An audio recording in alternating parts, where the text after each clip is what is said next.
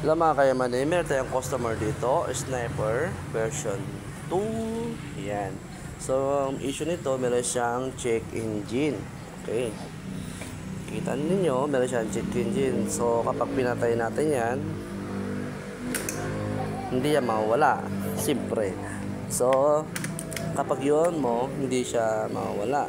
So, concerning customer, palagi lumilitaw. So, i-reset natin yan sa pamamagitan ng ODV natin. Sige boss. Black tayo black. Sige. So, mga kayamanin, sa ganyang issue, worth of 400 lang ito. Okay. So, sa pang sniper. So, meron tayong system dito na makikita natin. Ayan. Okay. Mga kayamanin, ito papakita ko sa inyo para meron kayong idea. Okay. Okay. Yan. Ito yung apps natin. Pang 4 wheel siya. So, BD. Check natin. Okay. So, dito mapapansin natin, marami siyang brand. Yan. So, ang brand ito ay Yamaha. Hanapin natin ng Yamaha. Suzuki. Toyota. Yamaha. Yan. So, Yamaha, kung makapansin kaya man any model yan, auto-detect model. Okay, next natin. Tapos, i-next lang natin. Okay. Once na nakakonect na tayo, hintay lang natin nakakonect.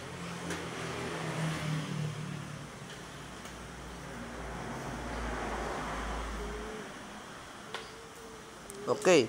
So, meron siya nabasang isang fault code. So mga kayamanin, dito naman tayo sa diagnostic. Okay. Trouble codes.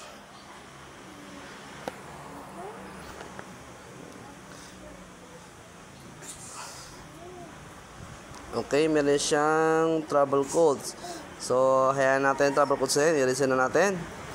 So, kung makapansin natin, kapag i-reset natin kapag in-okay ko ito, automatic mawawala na rin yung engine niya. Yan.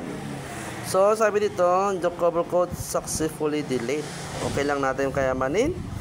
So, pagkatapos yon, wala na siyang travel code. Okay. Yan wala na siya. Okay. So, mga kayamanin, kung makapansin natin, subs na ito, malaking bagay ito. Pwede ito sa Honda, pwede ito sa Yamaha, tapos pwede naman siya sa Suzuki.